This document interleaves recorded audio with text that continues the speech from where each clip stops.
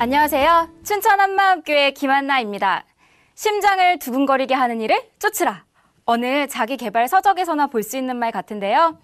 저는 심장을 두근거리게 하는 일을 쫓아 다른 사람들은 하지 않는 일 또는 어려워하는 일들에 도전을 하며 살았어요.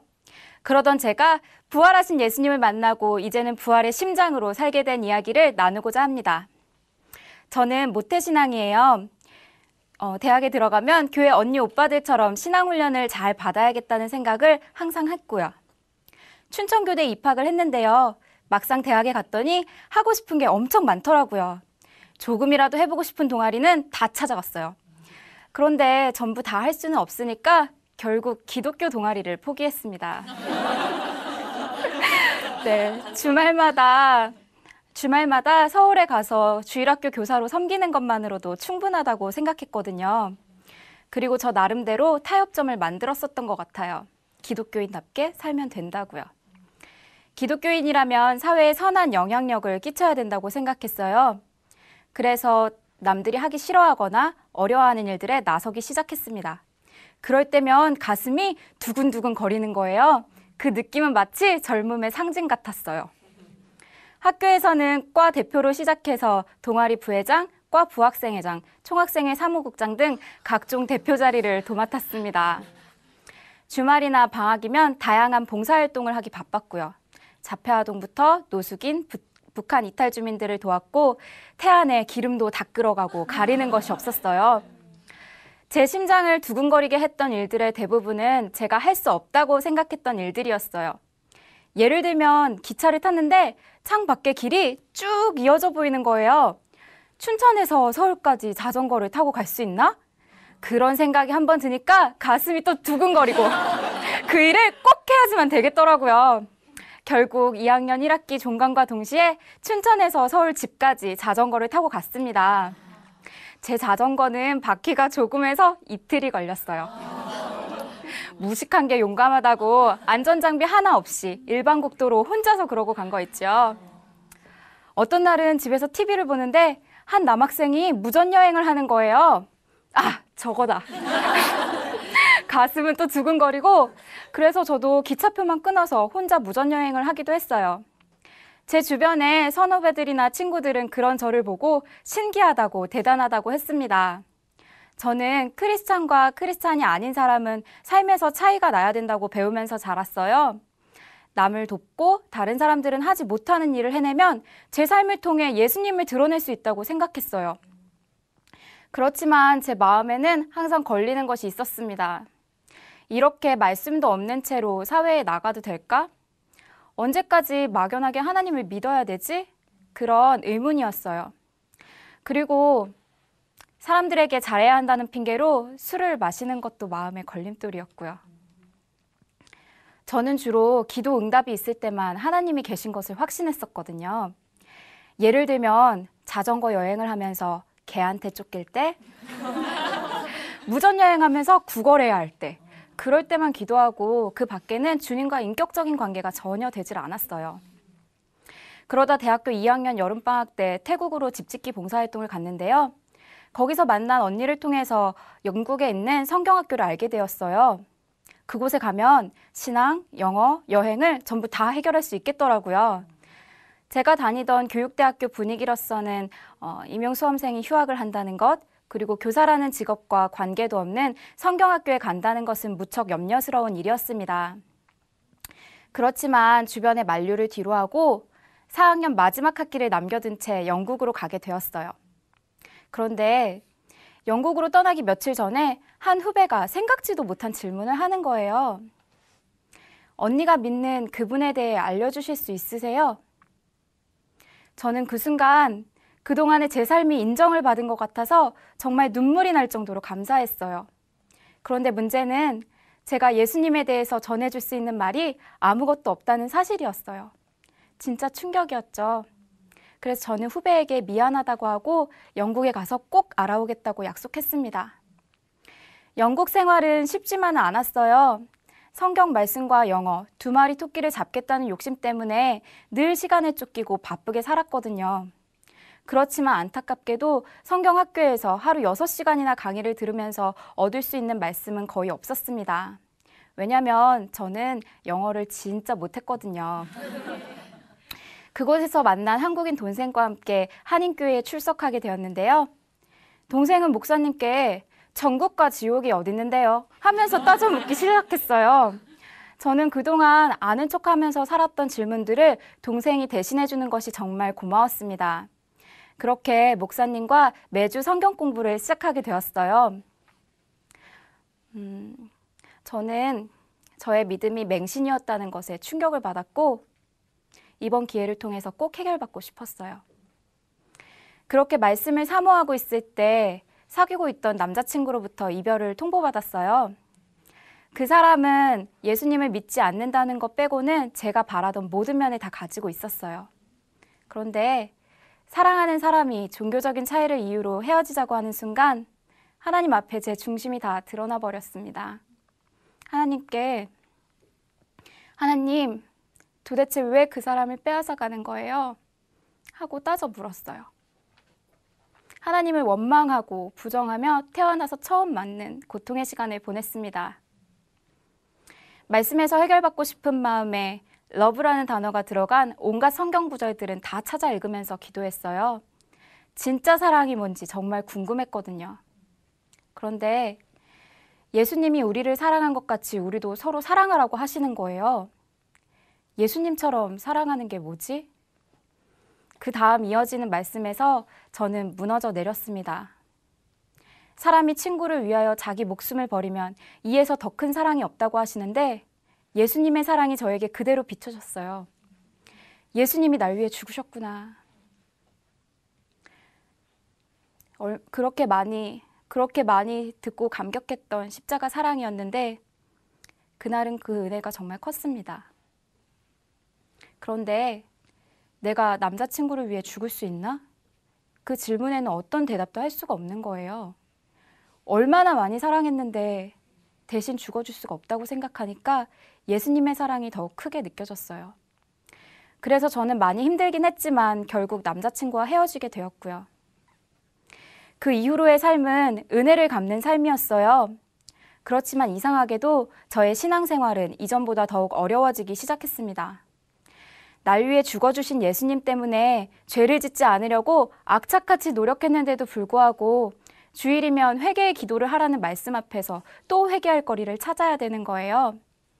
결국에는 어린 시절에 문방구에서 도둑질했던 기억까지 다 끄집어내면서 회개를 했습니다. 회개를 하고 또 해도 마음이 개운치 않았어요. 귀국을 앞두고 그때는 강의를 조금씩 알아들을 수 있는 수준이 되었어요. 그날은 가스포, 곧 복음에 대한 강의가 있었는데요. 말씀도 많이 채워졌고 십자가의 사랑을 깨닫게 되면서 인생의 터닝포인트도 겪었다고 생각했는데 복음이라는 단어가 유난히 낯설더라고요. 그때 강의 노트 한 켠에 이렇게 적었습니다. So what is the gospel? 그래서 복음이 뭔데? 한국에 돌아가면 이제는 정말 예수님을 전하려고 했는데 복음이 무엇인가라는 질문이 튀어나오니까 당황스러웠어요. 복음에 대한 여러 가지 말이 아닌 바로 복음, 내가 전해야 하는 딱 그 말, 그게 도대체 뭔지 궁금했어요. 귀국을 하면 저는 바로 수험생이 되어야 했습니다. 남들 안 하는 휴학도 하고 영국까지 갔을 때는 전혀 몰랐는데 막상 한 학기 만에 시험을 봐야 한다니까 굉장히 압박이 되더라고요. 또 살아야 할 곳도 마련해야 했고요. 하나님, 저 여기서 얻은 신앙을 절대로 놓치고 싶지 않아요. 한국에 돌아가면 공부와 신앙 모두 잘할 수 있는 곳에서 살게 해주세요. 그렇게 기도하던 차에 신기하게도 오랜만에 연락 온 친구를 통해서 한마음교회에서 운영하는 기숙사가 있다는 것을 알게 되었습니다. 그곳은 기숙사비도 저렴하고 신앙 훈련에다 공부까지 할 수 있는 곳이라 정말 감사했어요.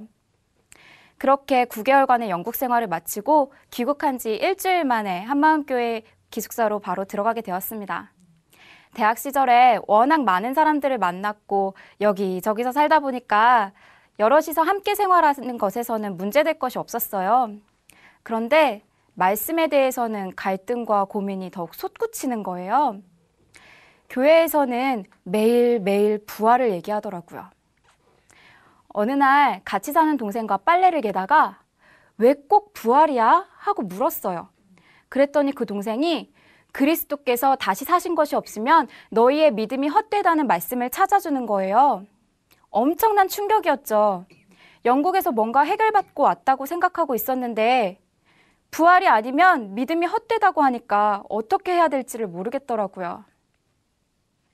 그때부터 제 머릿속에는 날마다 부활밖에 없었어요. 영국에서 만났던 한인교회 목사님과 통화를 하면서도 목사님, 왜 부활 말씀은 안 해주셨어요? 부활이 뭐예요? 하고 여쭈었죠. 그랬더니 목사님께서 부활은 기독교의 심장이지 부활이 없으면 기독교는 존재 가치가 없다 하시는 거예요.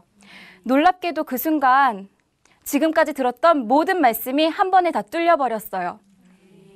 막연했던 예수님, 기도 응답을 보고 계시니 안 계시니 했던 그 하나님이 역사에 실제하는 분이라는 거잖아요. 이 모든 교회의 역사가 진짜라는 거잖아요. 예수님이 부활하셨구나. 하나님이 살아계시는구나. 저에게는 부활절 달걀만큼의 가치도 없었던 예수님의 부활 사건이 저의 인생을 바꾸는 계기가 되었습니다. 예수님을 믿을 수 있는 증거, 하나님이 실제로 살아계시다는 증거를 얻고 나니까 영국에서 함께 지냈던 동생이 생각났어요. 그 동생은 아무리 예수님을 믿으려고 해도 믿어지지가 않아서 괴로워했는데 제가 그때 해줄 수 있는 말은 기도하라는 말밖에 없었거든요. 그 동생도 마침 한국에 돌아왔길래 5시간이나 걸려 찾아갔어요. 어떻게 전하라고 누가 가르쳐주지 않았지만 예수님이 부활하셨다고, 그래서 그분을 믿을 수 있는 거라고 전해주었어요. 놀랍게도 동생은 그 자리에서 즉시로 회개를 했고 예수님을 주인으로 믿게 되었습니다. 수험생이긴 했지만 대학교 4년 중 마지막 학기는 단연 최고의 학기였어요. 사실 초등 임용시험을 불과 3개월간 준비해서 합격한다는 것이 가능한 일은 아니거든요. 그런데 제가 워낙 기쁘게 다니니까 사람들은 제가 꼭 합격할 줄 알았나 봐요. 물론 결과는 불합격이었죠. 처음에는 잠시 낙심이 되었지만 제가 사는 이유가 임용시험에 붙고 떨어지고가 아니라 복음을 전하는 것에 있다는 것을 붙들고 나니까 다시 기쁨이 회복되었어요. 그러고 나니 하나님께서 영혼을 보내주시더라고요. 영국에 가기 전에 저한테 예수님에 대해서 물어보았던 그 후배였어요. 임용시험에 똑같이 떨어졌는데 제가 너무 평안하니까요. 수험 생활을 하는데 보기에 안쓰러울 정도로 불안해해서 예수님을 꼭 전하고 싶었는데 그 기회를 주신 거예요. 저는 이번에도 부활의 복음을 전했고 후배는 예수님을 영접하였습니다. 제수 생활을 통해서 하나님께서는 저에게 정말 많은 축복을 허락해 주셨어요. 여러 말씀을 실제로 누리게 해주셨거든요. 그 중에서 가장 큰 것은 예수님을 주인으로 모신 제 신분이었어요.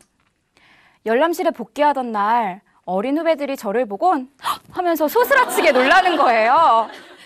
무슨 돌아가신 조상님을 보는 것처럼요. 임용시험에서 떨어지면 보통은 잠수를 해서 열람실에 오지 않는데 나타나지 말아야 할 사람이 생글생글 웃으면서 돌아다니니까 놀랐었던 것 같아요.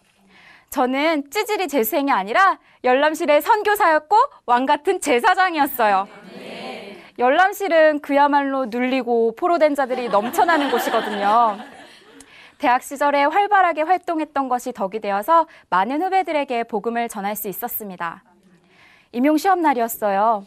엄숙한 분위기 속에서 시험지를 기다리는데 그 순간 목사님 말씀이 생각나는 거예요. 보혈이 있는 곳에 성령의 역사가 있다. 갑자기 마음에서부터 찬양이 나오기 시작했어요. 군가 부르듯 손이 거의 올라가는 거예요. 주의 보, 혈, 능력이 또다. 주의 피, 믿으오. 제 마음속에서는 찬양 콘서트였어요. 그해 저는 임용시험에 합격하였고 합격과 동시에 발령을 받게 되었습니다. 어느 곳으로 파송받을지 모르는 상황에서 하나님께서는 수험생 때 읽었던 사도행전의 말씀들을 기억나게 해주셨어요. 빌립과 베드로 사도가 성령의 인도함을 따라 이디오피아 내시를 만나고 고넬료를 만나 복음을 전하게 되는 그 과정이 정말 멋있다고 생각했었거든요. 제가 어느 곳에 가든지 하나님께서 준비해 두신 영혼들을 만나게 해주실 거라는 확신을 주셨어요. 직장에 파송받은 이유가 영혼을 사랑하고 복음을 전하기 위해서잖아요. 저는 어떻게든 예수님을 드러내고 싶었고 모든 사람의 종이 되는 것이 마땅하다는 생각이 들었습니다. 좌충우돌 시트콤 같은 교직 생활을 시작하며 실수도 많았는데요.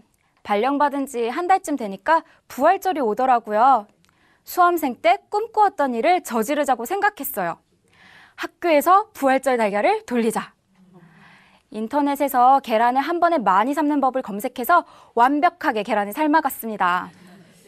교무실에서 삶은 달걀을 나눠 먹으려는데 교무부장 선생님께서 달걀을 머리에 탁! 이게 뭐야?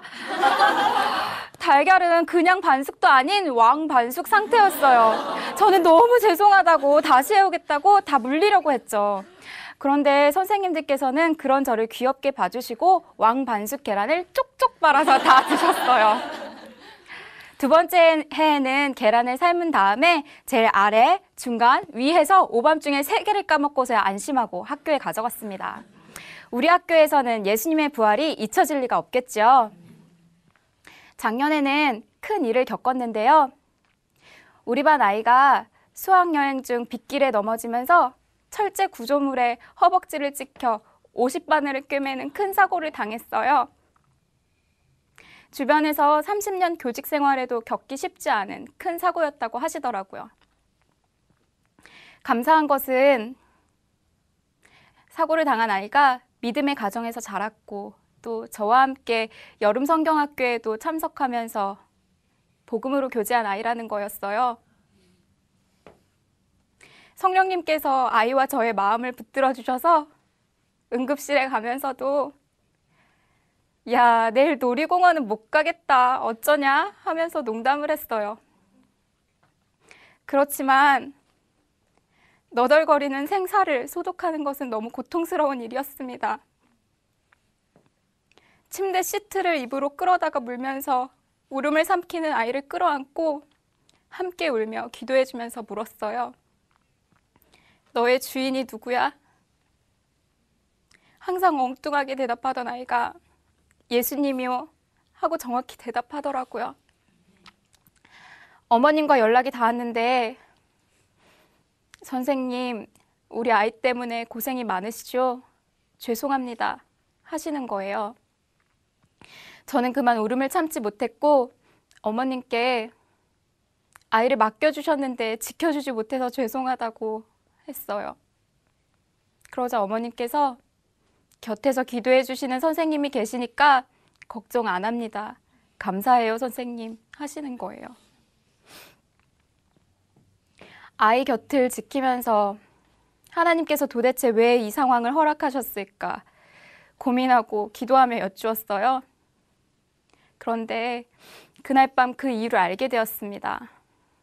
옆반 선생님을 위해서 기도하고 있었는데요. 선생님께서는 사고를 당한 아이의 평안한 모습과 어머님의 태도를 보시고 예수님을 믿는다는 게 무엇인가 고민을 시작하신 거예요. 하나님께 정말 감사했어요.